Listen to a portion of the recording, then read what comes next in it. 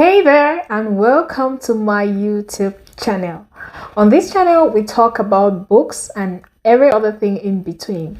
For today's episode, we're going to be talking about an interesting book. Not only interesting for the fact that there are lots of lessons to learn there, obviously, but also the person who is the author of the book. His name is, drumroll, Albert Einstein. Yes, I know, Albert Einstein. I'm not a scientist, but it's going to be fun to read a book about him. No, not a book about quantum physics and all of the those other stuff, but just to know about him as a person. What were his thoughts about politics? What were his thoughts about life and philosophy? The main aim for creating this book was to showcase the human side of him, so to speak. He's been idolized and he's been misinterpreted. So the main reason for creating this book was to show his real views from his letters which he wrote. And yes, I think they did a good job trying to portray him in a human side, because this is a side we never spoke about. While people were studying physics, nobody told you about the human side of Albert Einstein. We only spoke about the genius side. We didn't get to see what he thought about life, what he thought about education, about politics, and all of that. The very first thing that struck me about Einstein was the fact that he actually read philosophy. Yes, he loved philosophy books, and he was a vivid follower of Immanuel Kant. And if you're a philosopher, you must have heard of him because he's one of the fathers of philosophy, I think. When it comes to political views, Albert Einstein was known as somebody who was a vivid follower of democracy. He was for and he promoted democracy with all his might. One of his most common advocacies for democracy was when he actually made this statement: as long as I have any choice, I will stay only in a country where political liberty, toleration, and equality of all citizens before the law are the rule. He had the view that a truly democratic society was the best way to go. One person to lead and the others follow, because when one person takes the lead and the person is equipped to take the lead, he can better manage the country or the organization or wherever. And that's one of the reasons why that he loved about America. In particular, he said he liked their democratic system, and that was the way to go for other nations. While going through Albert Einstein's book, I had a lot of thinking, as always. I know. What are the lessons I can share with you from this book? Now, let's go to the lessons. The first lesson I got while reading Albert Einstein's book: we exist for our fellow men.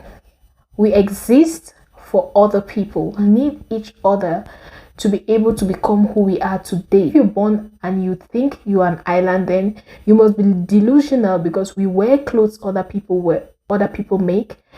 We eat food prepared by other people, and maybe even if you prepared your food yourself, it was grown by somebody else. We drive in cars we can't make. So the human society thrives in community. Fun story about living in community: during the time of Hitler, when Albert Einstein actually rejected his German citizenship, he moved to England for a while. And while in England, he did not just think about himself. He thought about his scientists who were taken out of the universities in Germany as lecturers, and he met other influential people who could help the scientists get more jobs. So he negotiated, or he pleaded with Winston Churchill to use his status to get the lecturers who were in Germany to come to British universities and lecture, because they were all kicked out of the universities and they had no jobs. They were literally jobless, and those were his friends, those were his colleagues. He actually cared about the people close to him and those who were far away, because they were in Germany and he was in England. He was a famous scientist. He lived his life. He could still care less about them and losing their jobs in the universities, but he didn't. Imagine the number of families he helped through that single act of caring for his peers, or caring for the people, and caring for humanity as a whole. Second lesson I learned from reading this book: peace is achievable, but war is profitable. There's something he wrote there that I thought about, I picked up, and I just tried to analyze. Peace is actually easier than war. Imagine how many people suffer from war and they are allowed to suffer from war. If war wasn't profitable, people are going to stop it. The people who produce the firearms benefit from war. The firearms and the military gadgets and every other thing, they thrive where there's war. If there's peace, guns will not be sold, there will not be bombs, and that industry is going to fall. So, despite the fact that peace is achievable, war is profitable. It's easy to believe that there's war and everybody's suffering. Absolutely not. If everybody was suffering, everybody will be involved in doing something about it. But there is somebody or some set of people who benefit from it. That's why it stays the way it is. If there's no food in the world, you're going to see UN and the other people and every other organization advocating and actually encouraging more crops to be grown or more ways of advancing agriculture and stuff like that. But when it comes to war, you don't see that much emphasis put on war as is put on famine per se, because famine affects everybody. If there is no food, we're all going to starve, so it affects everybody, but war doesn't. And that's one thing that Albert was very, very peculiar about. He said war isn't something that we should promote. War isn't something that we should encourage. The third lesson I got from Albert's book: knowledge and opinions should be informed. We shouldn't just take things at the tip of the iceberg and assume it to be the gospel truth. Before you take anything to heart and analyze it, you should make sure that your knowledge is informed. Albert says in one part of his book, every man should judge according to his own standards, based on what he has read. If you're going to have an opinion about something, whatever it is, it should be based on your own standards and on what you have read, not just what you've been told or what other people think, not just on opinions, random opinions. You should be able to read and develop your own views for yourself, independent of others. This just brought me to a very interesting story I read about Julius Gombe. Julius Gombe was a political writer and a mathematician. And back in the days, he attended his friend, who was a political advocate or a politician, so to say, was killed. And he attended the hearing for the case.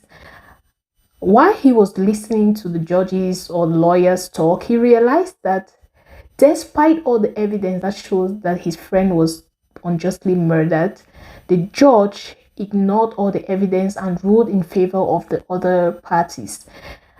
And this was very disturbing to Gamble. He was like, this isn't fair. He wanted to know the truth and he wanted to understand what was happening in the political atmosphere. Why were people being killed and it wasn't accounted for? As a result of this, he went and investigated similar murders like that of his friend, and he looked through the facts, he read through the facts and analyzed everything. After going through his investigation, so to say, he came out with a book, and the book was titled 4 Years of Political Murder. And this book drastically changed the way a few people saw politics and a few people saw justice and law and everything that was happening in the political atmosphere at the time. Be able to make your decisions based on your decisions and your opinions based on very well constructed facts and judgments based on your own readings and your own observations. Don't be somebody who is easily swayed to either or parties. Thank you very much for hanging out with me on this episode. It was a pleasure to have you. What are the fun things you know about Albert Einstein that you think we need to share? Just drop your answer in the comment section and let's talk about it. If you haven't subscribed, please click on the subscription button and don't forget to click on the notifications to get every new video I release on Mondays. Mondays are our days to catch up, and I'm happy to always have you here. See you soon.